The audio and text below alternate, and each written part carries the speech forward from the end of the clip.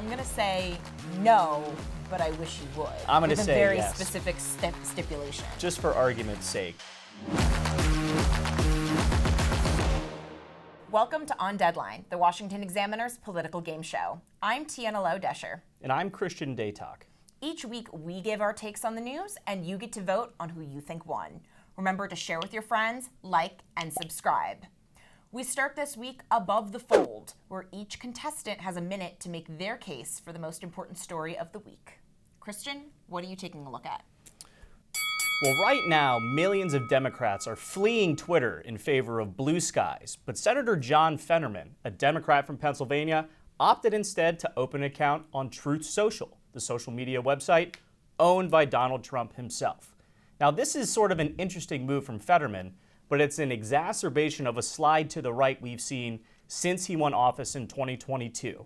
He is a progressive populist, but he's sided with Republicans on issues like immigration and even come out in favor of a number of Donald Trump's political nominees. Now, Fetterman, Bernie Sanders, a number of those people we would think on the progressive left have sort of looped around a little bit back to the right. We talk about the realignment in politics a ton. Our producer calls it the horseshoe theory. And as Democrats look to see what shape the party will take after Kamala Harris's loss, they should look to people like John Fetterman, who could help them win back some of those working class voters who voted for Trump in 2024. You know, we've been asked, what is the left-wing version of Joe Rogan? And the answer is obviously it used to be Joe Rogan, who was definitely on the left, endorsed Bernie Sanders. Who are you going to vote for in the primary? I think I'll probably vote for Bernie. But in a way, John Fetterman kind of is the id of a Democratic Party that needs a vibe shift. As we've been talking about, Democrats really are in the wilderness in the aftermath of the defeat of Kamala Harris. They don't have a real party leader. So I just want to see, does John Fetterman, is he just a celebrity in and of his own right, or is he going to lead a movement? I think Fetterman, for all of the concerns about his health and his sort of slow start when he got into the Senate, at his core, he has true appeal to working class voters. He is a populist. He comes from Pittsburgh, where he was a successful mayor there. Hell, for the first, I don't even know how many months, he refused to wear a suit when he was on the floor of the Senate. They changed the dress code for him. And I think the sort of cross-party appeal that he is bringing to the Democratic Party, as opposed to somebody like Mike Duggan, who left the party to become an independent, that's going to play, leaps and bounds for Democrats in future elections. Now, is this just sort of Fetterman trying to capitalize on the moment, or is he acting authentically? I think it's still too early to say, but in terms of a North Star, like you mentioned, who Democrats can kind of look towards, Fetterman is at the top of my list right now. He is a giant in the party, both quite literally, physically, but also figuratively, because he's able to bridge that gap, which Democrats, or at least the Harris campaign, clearly weren't able to message across this election cycle. Tiana, now that we've covered the Democratic side of the aisle, I want to hear about a story that you're focusing on this week. This is a story that shouldn't be partisan. Daniel Penny, a Marine veteran, faced a 15-year prison sentence and had to pay a $100,000 bail after killing a man named Jordan Neely on the New York City subway. Neely, witnesses agree, was uttering death threats and saying he wasn't afraid to go to jail when he was going to kill people. He also had a lengthy criminal record and a documented history of schizophrenia and other mental illnesses.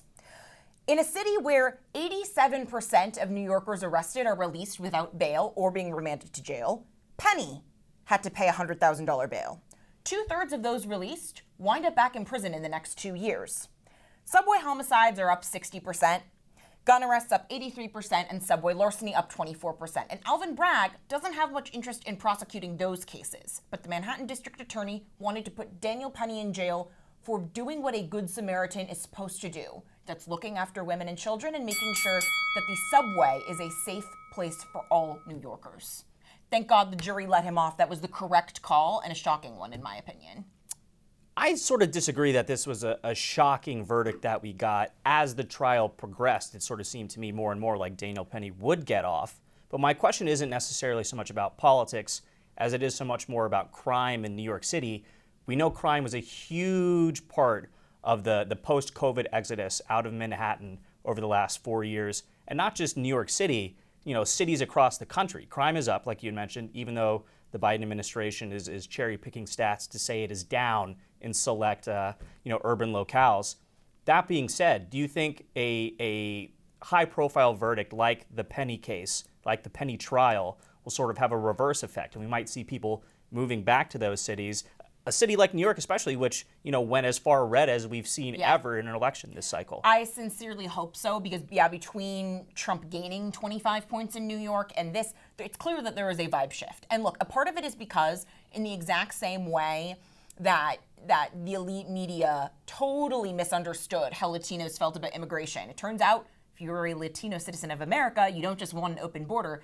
In that same way, normal people that live in a city want a safe subway. They want a subway that doesn't smell like marijuana, that doesn't have open needle drug use. They want a subway where they don't have to deal with random, insane homeless people who should be getting social services, who should be getting medical care. That's why you pay all the taxes in New York, right? Look, Jordan Neely's death, totally avoidable, totally tragic, but not Daniel Penny's fault. It's the city of New York's fault. The mental health aspect, I think, is something that we as a society should be really digging in on. It's an issue that we saw both the Biden administration and the Trump administration sort of champion more than either a Republican or a Democrat had, at least during my adult lifetime. But it is an issue that ultimately has to be solved at the local level, right? You can put out all these grant programs and put out funding to help cities and municipalities address a mental health crisis. But if the local leaders aren't, making good use of that funding, then the problem will continue to fester, unfortunately. And I hope it's something we can come around on sooner than later. Up next, Yays and Nays, a segment where we both give our opinions on some of the week's biggest stories, and then you get to pick who made a better case at the end. Trump will continue to staff the GOP with more members of his family. This is difficult because it kind of depends on how big you define his family to be. I'm going to say no, but I wish he would. I'm going to say with a very yes. specific stipulation. Just for argument's sake. Why don't you take this one first, since I took the last one? So I think we've reached, peak Trump family staffing. Obviously, there's the reporting that he's gunning for Laura Trump to get the Senate seat in Florida. Yeah, and I just don't see DeSantis really playing ball with that. I mean, even though DeSantis really, his career probably hinges, or his post-2026 career, after he's term limited for the Florida governor's office, it is probably contingent on making nice with Trump. If he wants any chance at all to be, J.D. Vance's running mate, it would probably require him becoming AG in the second half of Trump's term. But DeSantis is a competence guy, and this is the one decision that he has, not Trump, who he replaces that seat. Why I wish Trump would go back to the family well is because of Jared Kushner. Look, I think I, just like everyone else in D.C., laughed when Jared said, I've read 25 books, so I'm going to solve Israel-Palestine. And we were all like, this is ridiculous, Nepo baby. And then he passed the Abraham Accords.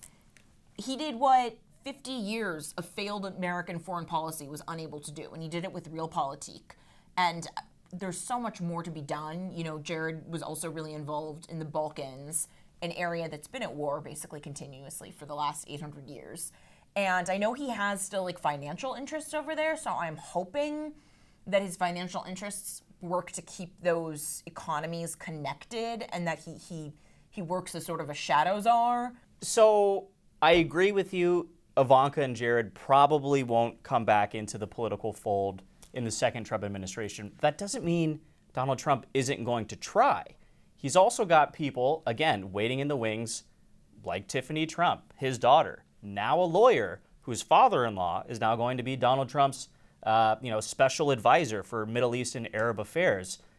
I could see Donald Trump pushing Tiffany, hammering Ivanka and Jared to come back again, because what does Donald Trump care about the most? He cares about loyalty, and especially loyalty within his family. Let's just look at what he did to Kimberly Guilfoyle earlier this week. Donald Trump Jr.'s ex-fiancée, the former Fox News host, who unceremoniously was dumped for a younger Palm Beach socialite by Don Jr. Just before the election kicked off. And, she's sort of stuck by his side.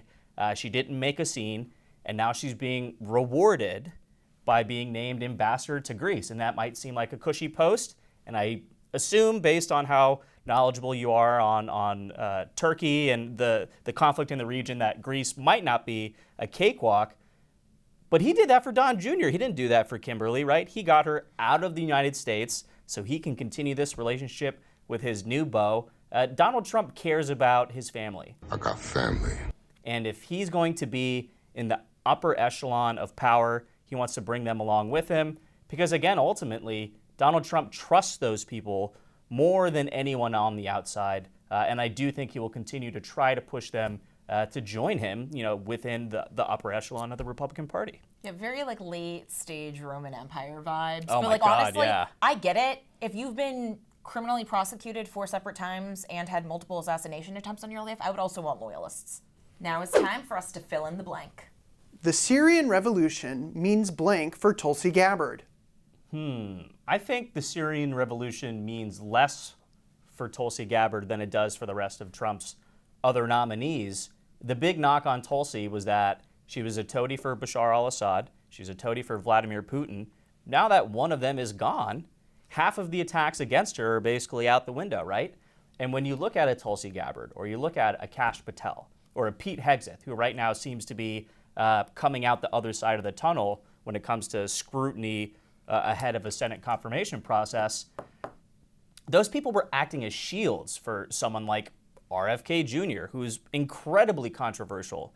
And while through conversations I've been having with Republican advisors, people on the Hill, people within Trump's own orbit, they are very confident that Gabbard and Patel and Hegseth, all these people who are under fire right now, they will be confirmed. So they're happy to have them out there acting as a shield. Yeah. So the less time that Tulsi Gabbard is being scrutinized, whether it be for her, speaking engagements or her, actual travels to Syria or Moscow and, all of the diciness that comes with there, the shorter time that she's under the lens is just the more time for the Senate and the media to look at RFK or look at lower level, non-cabinet level positions who still need confirmation and who might be more problematic from a confirmation standpoint than anybody up at the top. Yeah, I think it makes her confirmation obviously easier. Yeah. And quite frankly, it never should have been this dramatic farce that it's turned into. Look, Tulsi Gabbard, I don't agree with everything she's said about Bashar al-Assad, but let's be clear.